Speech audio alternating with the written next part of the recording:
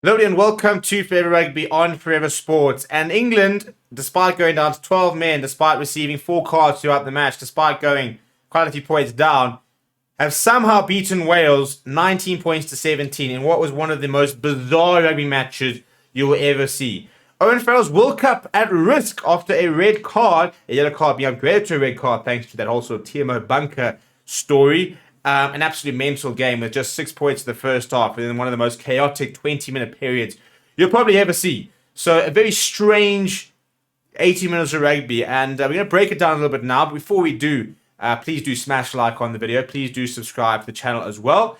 I think the big winners will be everybody else in World Rugby who probably would have watched that game going, these two teams are so far from being competitive because they were that bad. I think two teams that were just pretty dreadful throughout the match and never really got going. I mean, Wales scored one nice try where there was an overlap because of 12 players and a couple of more tries for England, but generally both teams just looked very ordinary, very unimaginative, just not accurate. Just, I mean, I think there were 40 knock-ons by about the 60th minute phase, so we'll go look at exactly what transpired and some of the stats, but yeah, just two teams just so far away from being ready for the World Cup. Lots of injuries, 3 injuries across the game. Jack van Portley not looking particularly good. Dewey Lake not looking good. Owen Farrell facing a ban now. But yeah, in terms of what actually happened from a blow-by-blow perspective, in the first half, we saw Owen Farrell getting the points underway in the 9th minute through the boot. And Dewey Lake was then replaced in the 26th minute, which looked like a big blow, but he was standing around without crutches and a bit of bandage at the full-time whistle, so it didn't look too bad.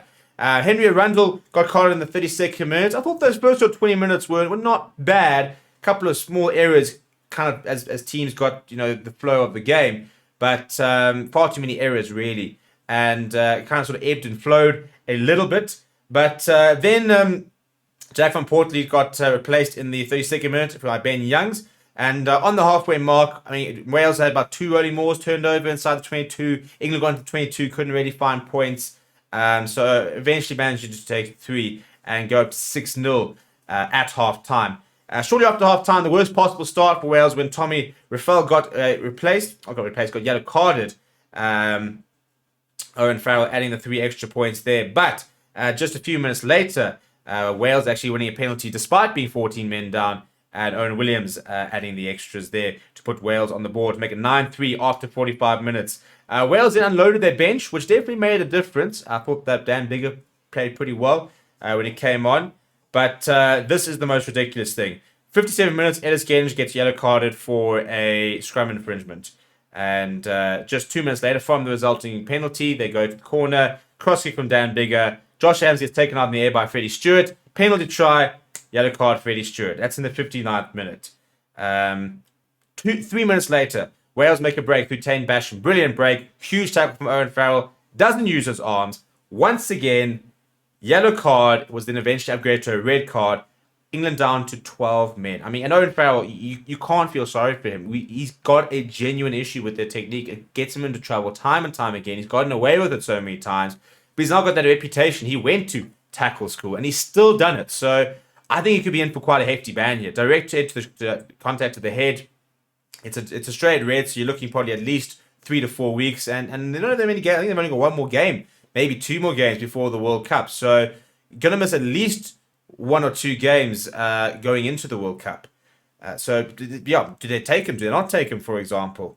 But anyway, off the back of that, Thomas Williams scoring a try a minute later. So much space. Dan Biggar going straight down the line, giving away to Roberts. Inside ball to Thomas Williams. And you're sitting there going, right, Wales 17 points to 9 at 65 minutes. Surely this is where they just, foot on the pedal and run away with it. Not to be. England winning a penalty from the kickoff, going to the corner, and then going over. Mario Toje, George Ford nailing the conversion. And England didn't stop there. Adam Beard then getting a yellow card in the 74th minute. And George Ford kicking the points in the 75th to win them the game. So I suppose in theory it's impressive that they did win against against Wales after going down 12 men. Wales must be kicking themselves thinking, how have we thrown that away? The stats themselves are quite interesting if we look at it. England with 56% possession and 62% territory.